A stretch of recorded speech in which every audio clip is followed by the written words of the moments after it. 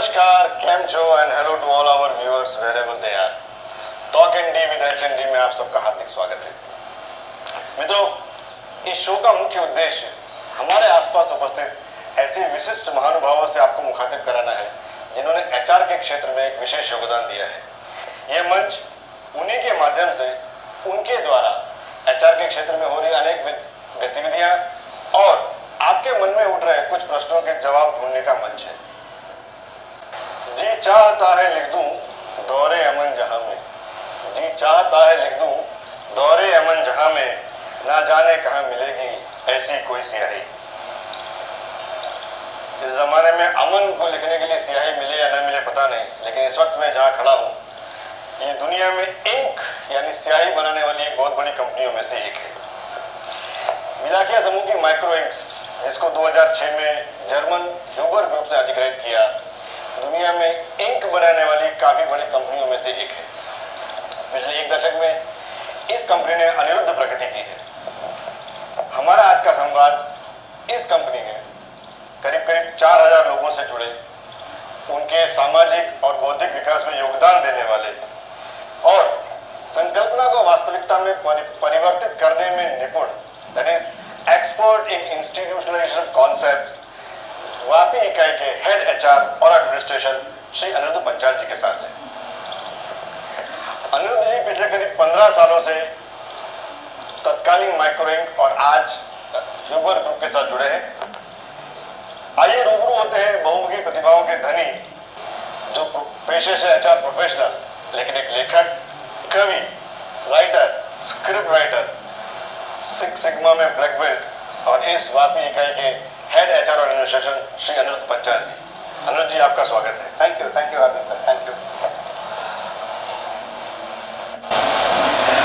अनिरुद्ध भाई, ये शो अपने आप में एक अनूठा शो है और जहाँ दो एचआर वाले मिले हो तो एक सवाल जो बहुत वाजिब है और जो हम एचआर वालों को हमेशा से पसंद रहा है, tell me something about yourself.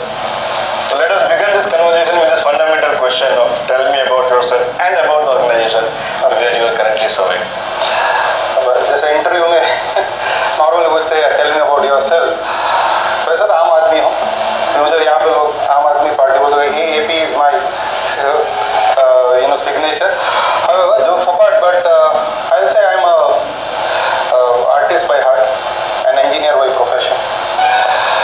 मैं इस संस्था से करीब पिछले 15 साल से जुड़ा और मेरे बारे में बताऊं तो मेरा अपब्रिंगिंग किला पार्टी में हुआ है, वल्लभ आश्रम में मैं पढ़ा और काफ़ी संगीतमय वातावरण के बीच पढ़ा हूं, तो जाहिर है कि ये कुछ क्वालिटीज़ मेरे में आई है। इसके अलावा इस संस्था के बारे में बताऊं तो इस संस्था को मैं 15 साल से नहीं, बहुत पहले से जानता हूं और जब हम दूसरी संस्था में थे तब से हमको यहाँ पे आने की बहुत ख्वाहिश होती थी, लेकिन कोई सही स्लॉट नहीं मिल रहा था और 2006 में एक अच्छा स्लॉट मिला और हम यहाँ आ गए। इस leader in printing inks in India, Huber is a leader of manufacturing printing ink in India और इवन वर्ल्ड में आज 5 या 6 नंबर पे ये है and one of the most profitable companies in India. Thanks for your lovely introduction and all this small information which we will elaborate over a period of like 30-40 minutes. So, Anirudh एक हिंदी का शब्द, इसका मतलब क्या है? How do you define yourself? What is the meaning of Aniruddha? The literal meaning of Aniruddha is unstoppable. I don't know how much it is true for me, पर हाँ काफ़ी हद तक ये मेरे नाम के साथ जुड़ा रहा है। जब भी कोई चीज़ किसी चीज़ को चाहे करने को, हासिल करने को, तो वो मैं कर पाया हूँ आज तक। मसलन आप देखेंगे तो वैसे मैं इंजीनियर था, ख्वाहिश थी कि चीफ़ इंजीनियर बनूँ, लेकिन you know the fate took me on a different track. तो ऐसा लगा कि नहीं, मुझे सन 2000 में एक कोर्स किया था मैंने ना, where I went through the exercise of finding the purpose of life and all that. उस टाइम पे ऐसे एक सोचा था कि नहीं, मैं एक किसी अच्छी बड़ी कंपनी का ट्रेनिंग हेड बनूंगा and this was in 2000 and I give my self a target of you know I should be this by 2005।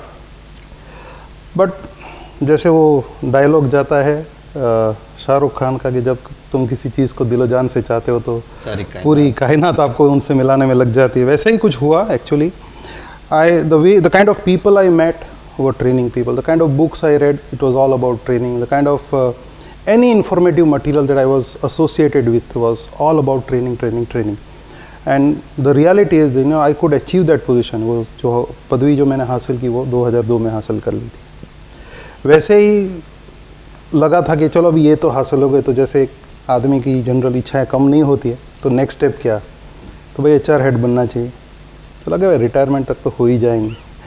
लेकिन जिस तरह से same principle worked on me and I could achieve this position at the age of 43 in this company. Fantastic.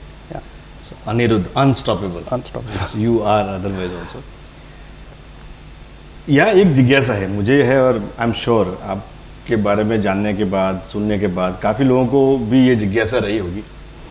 How did you move from a technical engineer, maintenance engineer to a human resource, and today you are leading the entire department for such a big organization.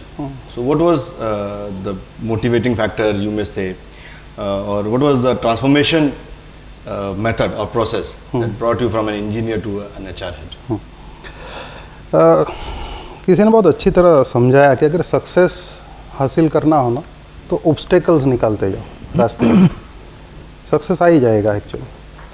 तो जब मैं engineer था, बॉयलो proficiency भी clear किया, ये सोच के कि चीफ इंजीनियर बनेंगे, लेकिन उसी टाइम पे ऑर्गेनाइजेशन ने मेरे ऊपर एक व्यक्ति को रख दिया as a head of engineering. तो लगा कि अब तो ये सपना पूरा होगा नहीं. तो तब जाके you know wishes are there. So you know I was associated with a international consultant. One was from Australia, another was from France, and my company happen to choose me to be a coordinator. जब वो हुआ, और I was working with सीबातुल उस time पे. It was a joint venture of Ciba Geigy and Atul. Ciba Geigy is nowhere now, you know, it's like it actually got transformed into Novartis, you know where it is. But yes, it was also a great company. हमारी कोई market नहीं थी. तो जब सीबा से अतुल को सब जब हासिल करना पड़ा, जब पूरा शो उनको रन करना पड़ा था, तब they needed to do something with the company. You know पुराने तरीके चलने वाले नहीं थे, तो they hired this 2 consultants and they wanted a coordinator. उनको एक चाहिए था कि आदमी सब कोऑर्डिनेट करे. I was lucky to be chosen. पूरा कंसल्टेंसी ख़त्म होने के बाद जब अभी इसका क्या करे, यू नो मेरा क्या काम, तो उन्होंने एक सुझाव दिया कि भाई आपकी कंपनी में HR डिपार्टमेंट नहीं है. And that is how you know I was made the head of HR that small company of 500 people. And that rest is history. Yeah. So 500 is not a small number to begin with, and especially when you are from a different background, from a different experience, different exposure, and you are leading something called human resource or HR. This journey, this transformation. मेरा अगला सवाल आपकी इस industry के बारे में है. Huber, earlier it was micro ink, now it is Huber. तो इस इंडस्ट्री के बारे में अगर कुछ प्रकाश डाल सकते हैं, इसके बारे में बता सकते हैं. यहाँ काम करने के अवसर किस तरह से हैं, इक्वली अपॉर्चुनिटी एम्प्लॉयर के बारे में हम बात करते हैं, तो इन विषयों पर अगर आप प्रकाश डालें. ओके, पहले थोड़ी कंपनी की हिस्ट्री बता देता हूँ. ये way back in the late 80s, you know the Bilakhiyas ने ये कंपनी शुरू की. लोग बहुत ही गर्व से बोलते थे कि ना अंजुम भाई स्कूटर पे इंक के डब्बे लेके देने जाते हैं. Now they are and then they you know progress to reach to build an empire of some 1200 now 2500 crores actually. और बहुत ही बेहतरीन तरीके से उन्होंने इस कंपनी को बड़ा किया, और इतनी सूझबूझ, इतनी फोरसाइटनेस के बहुत ही अर्ली स्टेज पे फुली बैकवर्ड इंटीग्रेट कर लिया. इसलिए ये कंपनी का जो प्रोडक्ट है, it was economically so strong कि पूरी दुनिया में बाकी कंपनियों को टिक के रह पाना बहुत ही मुश्किल होने जा रहा था एक्चुअली. इंडिया में तो लीडर था ही, लेकिन दुनिया को भी ये लोग खिला रहे थे. और बिलाखिया का एक मॉडल है, कंपनी को बड़ा करते हैं and at the right point in time they move out, get into another business. तो वैसे ही इस कंपनी के लिए you know Huber group Germany, जो खुद 250 साल पुरानी कंपनी है, वो आगे आई और इस कंपनी का इन्होंने नेतृत्व लिया. उसके बाद बिलाखियाज भी जुड़े थे, धीरे धीरे करके उन्होंने एग्जिट ली, और आज ये फुली ओन्ड जर्मन मल्टीनेशनल है. इनके प्रोडक्ट्स के बारे में बताऊं तो एक ही प्रोडक्ट है इंक, लेकिन एक्चुअली देखा जाए तो प्रोडक्ट डिफरेंशिएशन की बात करें, आप मान लो कि एक 50 रुपये का कॉलगेट का डब्बा है या बॉक्स है, वो कॉलगेट की कीमत शायद 50 रुपया होगी, लेकिन जो उसके ऊपर इंक है उसकी कीमत 1% से भी कम नहीं होती है। लेकिन वो 1% ना हो तो वो प्रोडक्ट की कोई वैल्यू रहती नहीं। So it's we are into the product differentiation market, if you look at in from a bird's eye view, it's a product differentiation market. कि एक इंक है जो हर पैकेज की जो लिखावट है वो नक्की करती है कि ग्राहक एक प्रोडक्ट खरीदेगा या नहीं खरीदेगा। सोच लीजिए एक मॉल में जाते हैं आप और सारी प्रोडक्ट ब्लैक एंड वाइट में है, it will be so difficult to choose a product actually, but the very fact that the ink is there on the product attracts the customer. आप देखेंगे कि आज की तारीख में जो छोटे बच्चे जाते हैं तो सिंपल से टूथपेस्ट ही बार बार आए, लेकिन टूथपेस्ट चूज नहीं करेंगे, they look at if something looks very jazzy they will pick it up. तो ये डिफरेंशिएशन कौन कर सकता है? इंक कर सकते हैं। सो मच सो कि आप शायद उस तरह की प्रिंटिंग से वाकिफ़ नहीं होंगे, लेकिन ऐसे भी प्रिंटिंग मैंने देखे जैसे जो आपके सामने रखा जाए तो आपको लगेगा ये असली हीरे का हार है, because it has that embossing, it has that shining at various जो डायमंड के कट से उस तरह का प्रिंटिंग अब हम इमेजिन नहीं कर सकते किस हद तक ये प्रिंटिंग बिजनेस गया है। और इस कंपनी की presence right from the currency printing से लेके अब कोई भी सबस्ट्रेट बताओ, सारी सबस्ट्रेट पे हमारी इंक मौजूद की है। मसलन आपने बालाजी वेफर्स देखा, Divya Bhaskar for example, Times of India, all sorts of newspapers, all sorts of magazines, Hindustan Lever की ज़्यादातर जो प्रोडक्ट्स है उनका जो शैसेज है प्रोडक्ट, उनके ऊपर हमारी इंक मौजूद है। तो आज के बाद हमारे दर्शक और श्रोता जब भी कोई प्रिंटेड चीज़ देखेंगे, चाहे वो खाने का सामान हो या न्यूज़पेपर हो, एक नाम जो उनके सबके दिमाग में तुरंत आएगा और आना भी चाहिए, वो होगा माइक्रो इंक या ह्यूबर ग्रुप नाम। रंगहीन दुनिया से रंगीन दुनिया में लाने Correct. के लिए एक अनिरुद्ध पहल शिलाख्याज ने की और आज पूरी दुनिया में रंग बिखेर रहे हैं। इस कंपनी में जो एम्प्लॉयमेंट अपॉर्चुनिटीज़ हैं उसके बारे में कुछ बात कर सकते हैं? इक्वल अपॉर्चुनिटी एम्प्लॉयर्स जैसा एक वर्ड हम जनरली यूज करते हैं HR टर्मिनोलॉजी में, तो उसके ऊपर किस तरह के रोजगार उपलब्ध हो सकते हैं, कितने लोग यहाँ काम कर रहे हैं? Ours is a typical chemical company वैसे देखा जाए तो, और क्योंकि there are certain government regulations के भी females can not work beyond 7 PM and all that, उसके तहत आप देखेंगे तो प्रोडक्शन एरिया में फीमेल्स का इन्वॉल्वमेंट काफ़ी कम है। फिर भी लेबोरेटरीज में है कुछ, वो मैनेज करना थोड़ा डिफ़िकल्ट रहता है, उनके लिए एक अलग जगह बनानी पड़ती है। वैसे यहाँ पे बहुत ही आसान स्मूथली वर्किंग हो रहा है, बट कॉर्पोरेट ऑफिस में yes we have good presence of female, so it's an equal opportunity company actually, it gives equal opportunity to male and female. हालांकि फीमेल के साथ अपनी भारतीय संस्कृति के हिसाब से एक इशू हमेशा आता है कि फर्स्ट क्वेश्चन इंटरव्यू में पूछते हैं कि भाई आप आ तो जाओगे लेकिन शादी कब करोगे, और अनफॉर्चुनेटली इंडिया में शादी करने के बाद it's only the female who have to relocate, and that is one big hindrance that comes in the way of giving employment to females. So if they are married, even if they are married, husband को कहीं पे और लग गई, तो many time कुछ सालों में आगे हमने पैकेज डील भी की है कि हस्बैंड वाइफ दोनों को रख लो, तो ये इशू आएगा नहीं। एट्रिशन को कंट्रोल करने वैसे आई से यहाँ का एट्रिशन बहुत ही शर्मनाक है, इट इज़ जस्ट 2% एक्चुअली, कोई छोड़ता नहीं है actually. As an HR head ये गर्व की बात है कि कोई छोड़ता हाँ, people don't want to leave this company because the working culture is such, it's not that we are best of the paymasters, हम ऐसा नहीं कि बहुत बढ़िया सैलरी देते हैं या टॉप ऑफ द मार्केट, ऐसा भी नहीं है, वी आर गुड पे masters, but at the same time the culture actually makes a big difference over here. And HR plays a very pivotal role Yeah, it does. In fact, HR का जो ये role है, ये actually देखा जाए तो Huber ने सबने ही ले लिया। जैसे यहाँ के जो प्लांट का यूनिट हेड है, they take equal interest in HR, framing policies, considering the grievances of the employees, responsibility of everyone at Huber Group actually, even the topmost people, irrespective of the function, everyone cares for HR, and that's how my role gets distributed. मेरा जो कार्य है वो सभी ने जैसे ले लिया हो, और this is a collaborative approach. हम लोग कई बार ऐसे भी सोचते हैं कि we should have HR committees policy formulation के लिए, ताकि बात भी सही है कि जो आदमी के सबसे करीब रहता है उनको सबसे ज़्यादा आदमी के बारे में मालूम रहता है। In responsible everyone at Huber group, irrespective of the function, कोई भी फंक्शन हो, हर व्यक्ति उनके जो ह्यूमन रिसोर्स है उनकी तरफ देख के, उनकी तरफ उनकी समस्या को समझ के एक्शन लेता है। And we work in a very collaborative manner. ऐसा नहीं कि because I am the HR head it's only me who can call the shots, it's everyone's business over here. और बात भी जायज़ है कि जो आदमी वर्कर के सबसे करीब है उनको ही ज़्यादा पता होगा कि उनकी समस्या क्या है। तो इस तरह से यहाँ पे काफ़ी कोलैबोरेटिव अप्रोच है। हम लोग एक जैसे एचआर कमेटी जैसी ही है, which is not really on paper but it exist. कोई भी पॉलिसी फॉर्मुलेशन करना होता है, कोई भी डिसीजन लेना होता है, हम सब इकट्ठा होते हैं, डिस्कस करते हैं, and we take the decision in the best of the interest of the people and the organisation.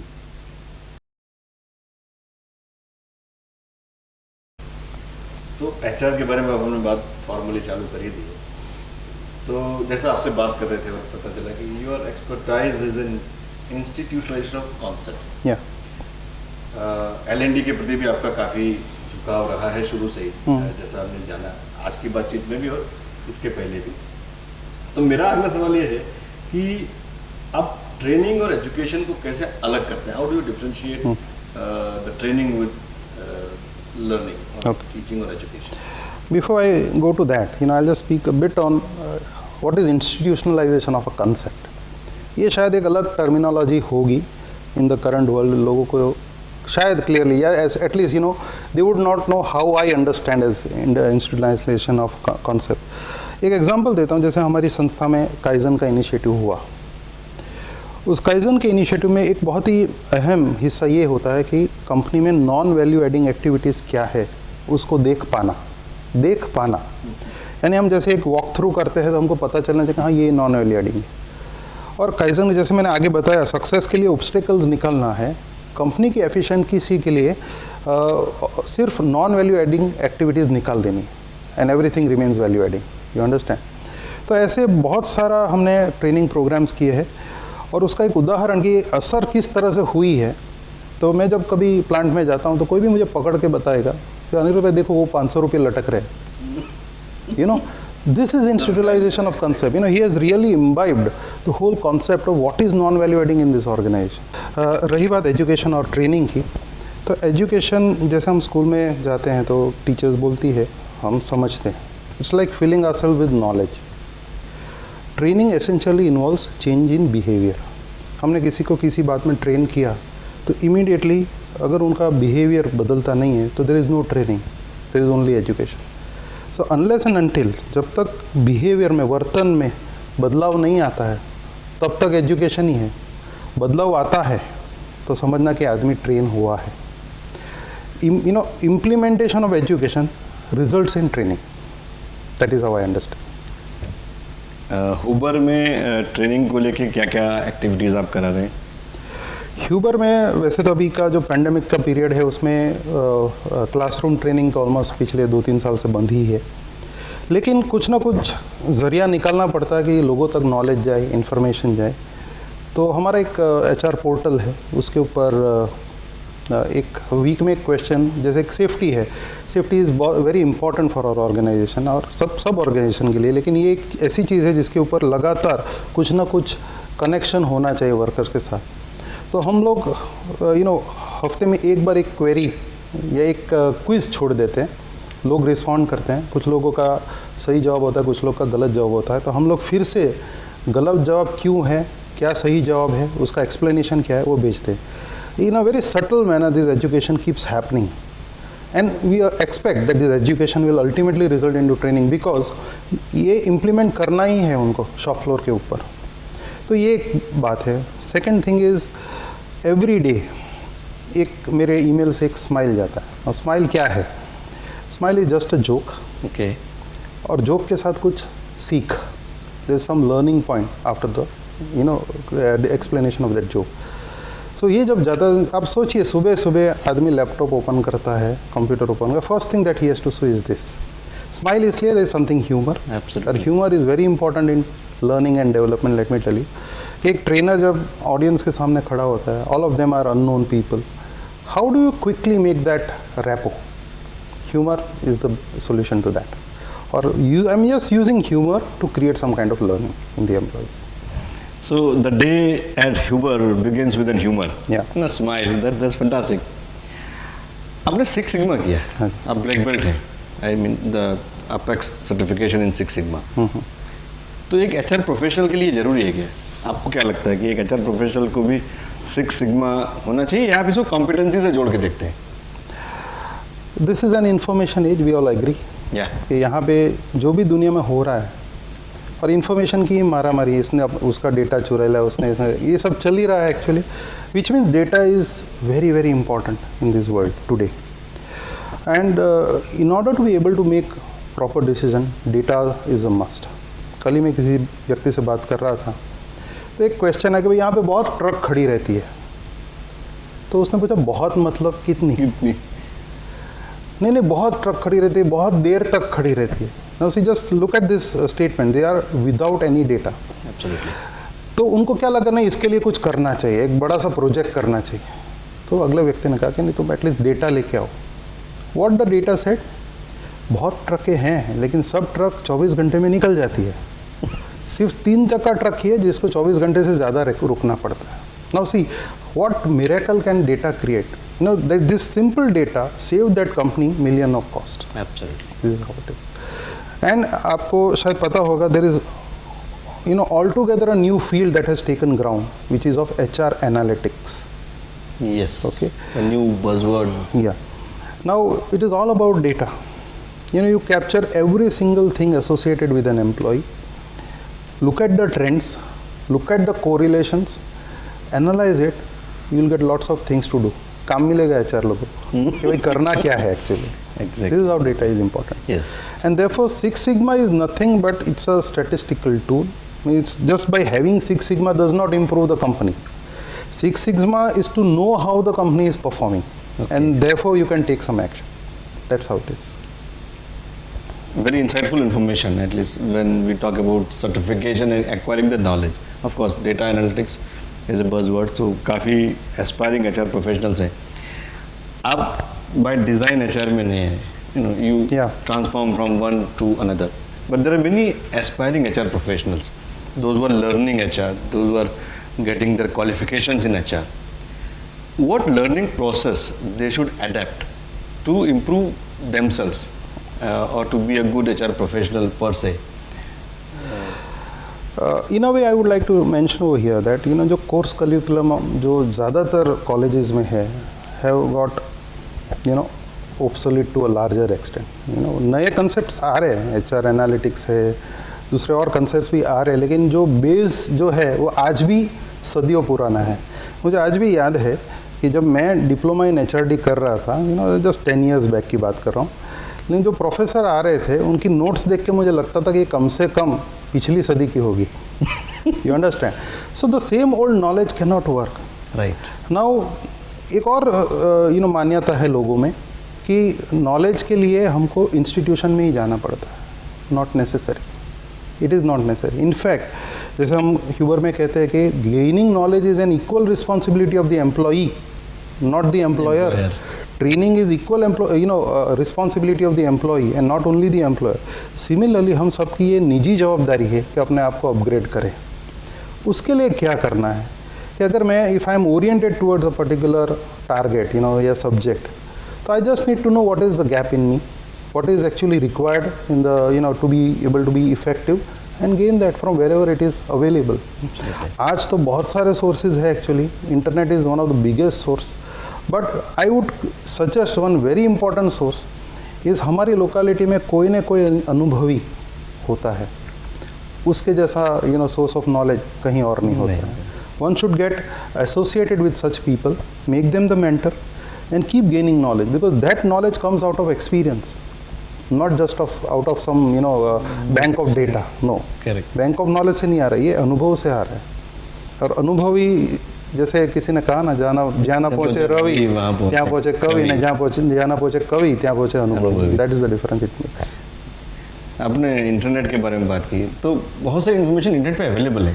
सही क्या है, गलत क्या है, उसका चुनाव कैसे करना चाहिए? Everything on the internet is actually useful. दो चीज़ बता के जाएगी, या तो इसको यूज़ करना है या नहीं करना है.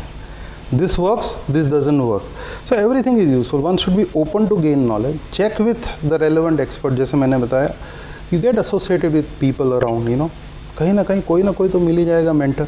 मेंटर कर लो. ऑर्गेनाइजेशन में जाके you can keep the mentors and check with them कि हाँ, ये मैंने यहाँ से एक्वायर किया, is this correct to be implemented, what is the current contemporary mode of actions, कोई भी समस्या में किस तरह के एक्शन लिए जाते हैं. And this is how you gain knowledge.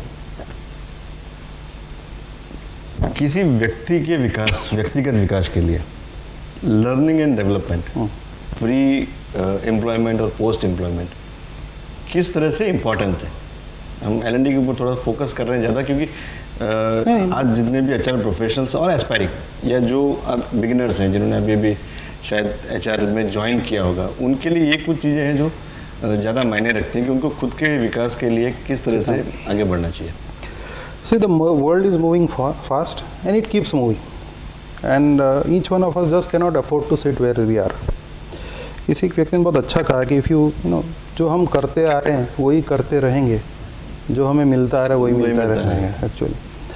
So if I अगर मैं मेरी बात करूँ तो मैंने 91 में इंजीनियरिंग की, उसके बाद 99 में मैंने बॉयलर प्रोफिशिएंसी की, उसके बाद सन 2000 में डिप्लोमा इन HRD किया, इमीडिएटली उसके बाद diploma in training and development किया. तब से लेके आज तक शायद एक डिग्री तो मैंने 3 साल पहले ही ली होगी. मेरा I have around 9 to 10 certifications. So learning to me cannot end. Source need not be an experience person. आजकल हमारे यहाँ जो नए लड़के आते हैं उनसे भी हम बहुत कुछ सीख जाते हैं. वो इंस्पायर करके जाते हैं, सर ये कोर्स करना चाहिए. And we have to be open to everyone. जो आया ले लो, पकड़ लो उसे, काम तो आना ही है. But once you get in an organisation you will start getting to know कि भाई मेरी कमियां कहाँ है, मैं कहाँ पीछे पड़ रहा हूँ.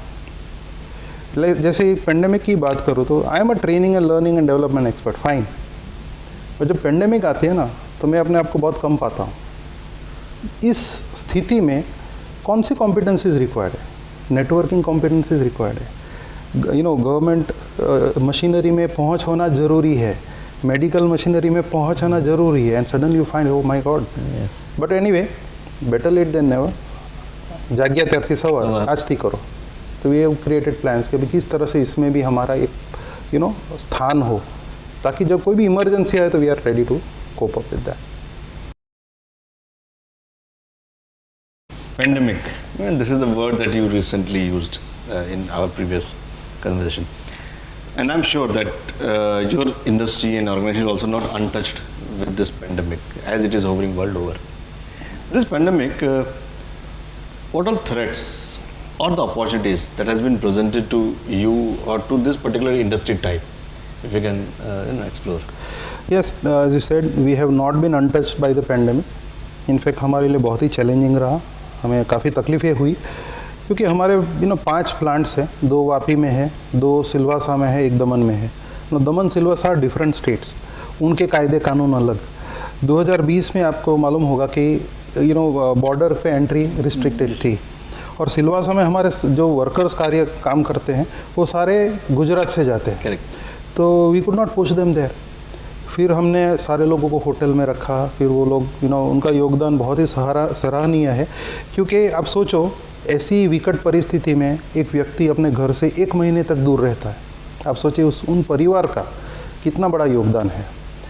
तो पिछले साल में हमने काफ़ी हिट लिया in terms of our turnover, but at the same time बहुत सी पॉजिटिव चीज़ें भी बाहर आई कि people have come closer to each other. व्यक्तियाँ एक दूसरे के करीब आए, एक दूसरे को समझने की क्षमता रखने लगे. और साथ में एक और भी चीज़ बाहर आई जो काफ़ी सारे ऑर्गेनाइजेशन ने महसूस की, कुछ लोग ने बहुत ही हार्ड स्टेप्स भी लिए कि काम कम आदमियों से भी हो सकता है. ये अपॉर्चुनिटी भी है और थ्रेट भी है कुछ लोगों के लिए. लेकिन ह्यूबर ने लोग घर बैठे फिर भी पूरा सैलरी दिया. It has really stood by them in this difficult time as much as those families have stood by us actually speaking. इतनी difficult time में लोग जब होटल में रहते हैं, they don't know इन्फेक्शन लगेगा नहीं लगेगा, कैसे रहेंगे, ये सब चैलेंजेस के साथ कंपनी को सर्वाइव कर पाए हम लोग. तो ये बहुत बड़ी बात है. it can only show the kind of commitment our people has for this company, Huber. It's commendable. इस परिस्थितियों में, ऐसी विषम परिस्थितियों में भी अगर कंपनी अपने कर्मचारियों के साथ खड़ी रहती है तो ये उन सभी कर्मचारियों के लिए भी गर्व की बात है कि आप एक ऐसी अच्छी कंपनी में, एक ऐसे अच्छे ग्रुप में काम कर रहे हैं जहाँ काम है, वहाँ काम की आवश्यकता है, वहाँ आपसे काम भी लेते हैं, लेकिन जब आपको किसी सहायता की आवश्यकता है, आपको किसी सपोर्ट की ज़रूरत है, उस टाइम पे कंपनी आपके साथ खड़ी रहती है। अनिल भाई, this is really commendable thing and I am sure all the employees, जैसे हम आइटरेशन के बारे में बात कर रहे थे, तो these are some factors that ensures why one does not change the organisation so quickly. Thank you very much for this insight. विषम परिस्थितियों में सरकार ने भी काफ़ी कदम उठाए अर्थव्यवस्था को संतुलित करने के लिए। Startup India, vocal for local, प्रधानमंत्री जी ने भी कई बार इन शब्दों का उल्लेख किया, आत्मनिर्भर भारत। तो इसके ऊपर आप अपने अगर कुछ विचार साझा कर सकते हैं। इनफैक्ट ये तीनों जो शब्द आपने यूज़ किया, वोकल फॉर लोकल, आत्मनिर्भर भारत, और एक और आपने जो बताया, सॉरी कौन सा? Startup India. हाँ, startup India. Startups in fact has really becoming more and more important in the times to कम।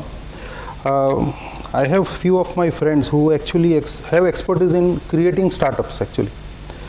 ये पेंडेमिक में आप देखेंगे कि किसी को सब्जी लेने जाना होता था ना तो भी दिक्कत होती थी, दे वांटेड होम डिलीवरी। और ऐसी जो चीज़ें जो हुई है उसमें एक सीधा निर्देश ऐसा आ रहा है कि future will be of the entrepreneurs, भविष्य future will be of people who can be self sufficient in the needs. जैसे अब की बार जब जिस तरह से ऑक्सीजन की कमियां महसूस होने लगी ना, देयर विल बी टाइम, जैसे घर में फ्रिज, टीवी है, एक ऑक्सीजन कॉन्सेंट्रेटर भी कॉन्स्टेंटली रहेगा और इसमें कोई ताज्जुब की बात होगी नहीं। तो future, again I am repeating, is of people to be self-reliant, self-sufficient and also startups, because एक ये भारत का जो सरकार का जो स्टेप है वो इसलिए इम्पोर्टेंट है कि अगर मैं एक इंडस्ट्रियलिस्ट खड़ा करूँ तो वो 100 नौकरियाँ देगा। सही बात। लेकिन जब एक एम्प्लॉई खड़ा करो तो वो एक ही एम्प्लॉई रहेगा, and it in that context it is a very important step in terms of eliminating unemployment in this country. Fantastic. So जितने ज़्यादा नौकरी देने वाले लोग हाँ, देश का आर्थिक विकास भी उतना ही होगा और लोगों तक भी अर्थव्यवस्था और उनको करना क्या है actually, find out a gap in the market. जैसे हम सोसाइटी में देखेंगे, काफ़ी बच्चे मेरे पास जब इंटर्नशिप में आते थे, खास तौर पे MBA मार्केटिंग जिनका मेजर होता है, तो मैं उनको बोलता हूँ आप मार्केट में जाओ, गैप क्या है और एटलीस्ट एक लिस्ट बनाओ कि कौन से धंधे कर सकते हैं, and you can orient actually in today's world when the value systems are degrading, जैसे कलयुग बोलते हैं, value systems are degrading, there are very few people who take care of the parents. Right. They will need people to take care of these old people. तो ऐसी कोई संस्था हो, I can create a group of people, they have money but they don't have resources. तो ये संस्था ऐसी हो जो जाके ऑन कॉल दवाई देनी है, कुछ करना है तो ऑन कॉल हो जाता रहे, this is a good market. हाँ, कुछ ऐसे भी लोग हो जो किसी का हाथ पकड़ के रास्ता क्रॉस करते हैं, क्योंकि आजकल लोग मोबाइल में काफ़ी बिजी होते हैं। तो इस तरह का भी कोई एक नया एंटरप्रेन्योरशिप आइडिया एक्सप्लोर किया। हाँ, future is of entrepreneurship. True. So post this discussion of ours, we will see there are many entrepreneurs coming up. They must. आप सोशल मीडिया पे भी काफ़ी एक्टिव हैं, आपके पेजेस भी हैं और फैन फॉलोअर्स भी हैं, तो इसके ऊपर थोड़ा सा कुछ बताएंगे, आप इसका कैसे उपयोग करते हैं या लोगों को गाइड करने में आपका सोशल मीडिया हैंडल या सोशल मीडिया पेज कैसे हेल्पफुल हो सकता है? See, again, as I said, it's an information age. It is important for us to be informed, and it is equally important that people are informed. Okay, so having a page and creating something like this, for example, जैसे मैंने बोला जो smile मैं यहाँ पे share करता हूँ वो मेरे पेज पे भी रहती है, and any trainer can pick it up and use. There is no copyright as such for that. Okay. तो जो भी हमको देख रहे हैं या सुन रहे हैं, they have all the rights to smile every day with Anirudh sir's page. Yeah, and they can use. There are many concepts. They can post questions to me. They can get replies and all that. So it's a very convenient, form of interaction, a convenient mode of communication that the social media is providing to all of us.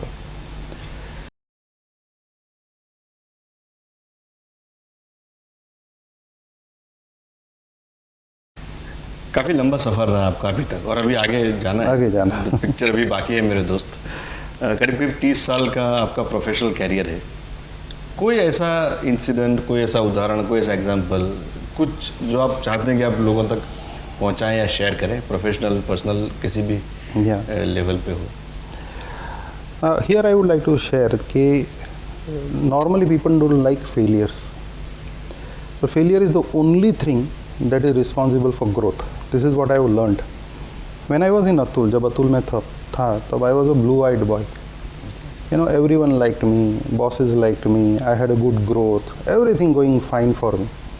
Then one day I decided to leave Atul क्योंकि growth यानी jump भी चाहिए. So when I decided to leave and when I joined Alembic, actually I was put in face with the world.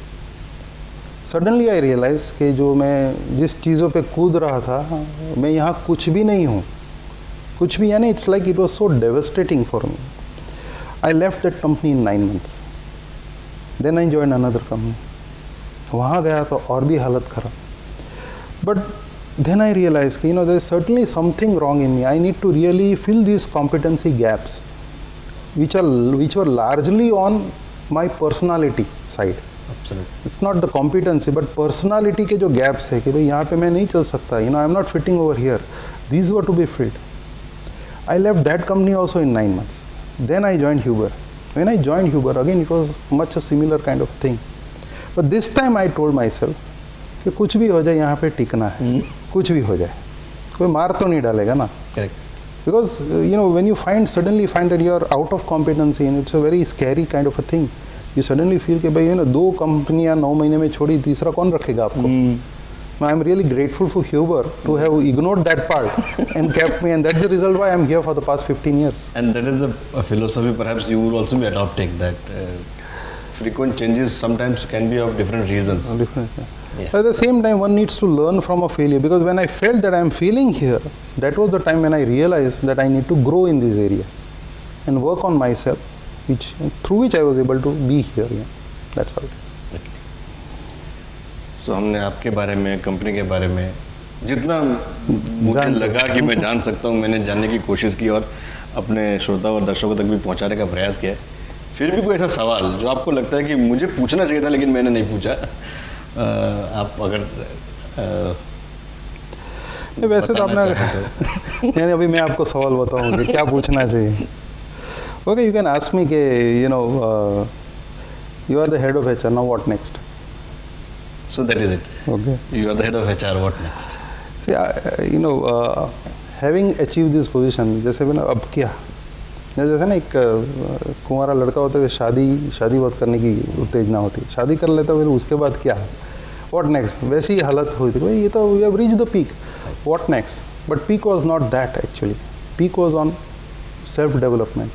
The real peak is self-development. The real peak is, reaching that height where as a person, you feel proud of yourself. So Maslow's you are following. Self-actualization, you may say that way. But at the same time, the next peak is achieving the spiritual heights. That's altogether another world. When I am crossing 50 now, suddenly you realize you have cleared the major part of your life. अभी जो जीना है शायद 50 नहीं हो सकता है. You understand? So what can be done in this remaining years? What can you add to your soul, the growth of your soul? That's the quest now. And you are quite active in that area. Yeah. I read a lot. In fact, it would be harsh to say, but let me put it. अभी management books पढ़ने में इच्छा नहीं होती है, अभी spiritual book पढ़ने में इच्छा होती है. मैनेजमेंट में काफ़ी सीखा है, मतलब 30 साल के करियर में. As you saying, it's not necessary to read the books unless there are certain changes but what you're saying is absolutely correct, that spirituality sometimes you need to learn. It is not as easy as we see. You have to be available to that. That's it. Spirituality will touch you. You just be available. आप उसके लिए just हाजिर रहेंगे. Spirituality आपको छुएगी, क्यों नहीं छुएगी, ऐसा है. और जब सारे मैनेजमेंट के कंसेप्ट फेल होते हैं ना, तब यही काम आता है. This is what I have realized in my, so many years of career. तो आज तो हम पहली बार मिल रहे हैं, भविष्य में कभी हम हो सकता है गुरु अनिरुद्ध जी से मिले और बहुत ज़्यादा हो अलग से चर्चा करेंगे. श्योर. HR के बारे में जाना, ह्यूबर के बारे में जाना, अनिरुद्ध के बारे में जानते हैं. कुछ सवाल फटाफट. Quick, yeah. आपका व्यक्तिगत विजन एंड मिशन? व्यक्तिगत vision is to be a specialist in concept delivery. Mission is to bring positive difference in the life of people. आपका पसंदीदा खाना? दाल राइस. आपके पसंदीदा सिंगर? के किशोर कुमार. पसंदीदा हीरोइन? हीरोइन? हाँ, आपको ताज्जुब होगा बट इट्स श्रीदेवी. वाह, अनफॉर्चुनेटली. या नो मोर. या अगर आपके पास समय होता है, क्योंकि आप जिस जिम्मेदारी पे हैं वहाँ एक चीज स्कैरसिटी ऑफ टाइम, जब आपके पास समय होता है तब आप क्या करते हैं? इधर इट वुड बी म्यूजिक और बुक्स. पसंदीदा गाना? मुसाफिर हूँ यारो. 2 लाइन हो जाए. श्योर. मुसाफिर हूँ यारो, न घर है ना ठिकाना, मुझे चलते जाना है, बस चलते जाना. हमें भी आगे चलते ही जाना है, लेकिन इस सफ़र को, इस मुलाकात को हम यहाँ एक विराम देंगे, रुकेंगे कुछ देर के लिए. अनिरुद्ध भाई, आपका बहुत बहुत धन्यवाद. आपने अपना समय निकाला. काफ़ी सारी चीज़ें जो युवा HR एस्पिरेंट्स हैं, जो अभी भी HR फील्ड में हैं, उनको भी काफ़ी कुछ इस चर्चा से जानने को मिला होगा, आई एम श्योर.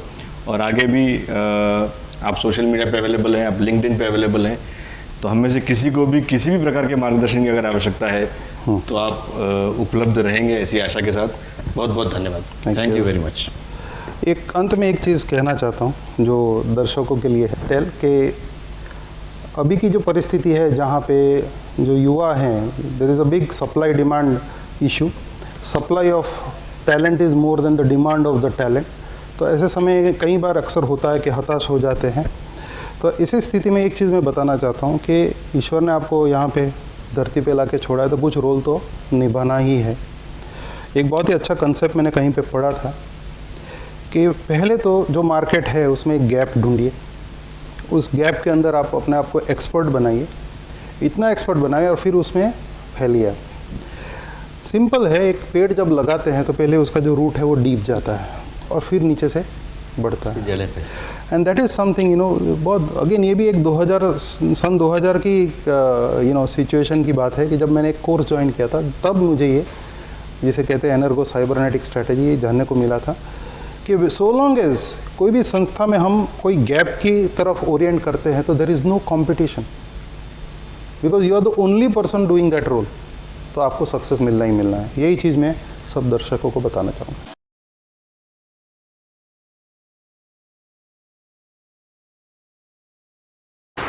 तो नया शो, पहला एपिसोड, इसकी नई शुरुआत. I request Anirudh sir to cut the cake and begin this talk and deal with HND. And I also request all of them to join in this celebration. So may this show have great success and benefit all of them.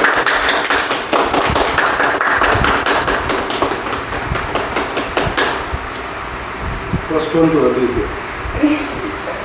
Thank you so much, sir. Look.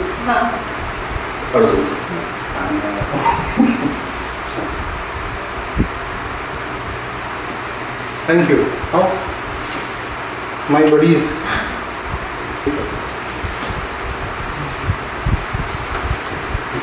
I take this opportunity to thank our media partner, Public Voice, JMD News and Print Media, our sponsor Spice Bay, and our co-sponsor, The Optimistic Candle, Palakshi, Wellness and Lifestyle, and Aradhya Cakes. Thank you very much to all our sponsors and co-sponsors.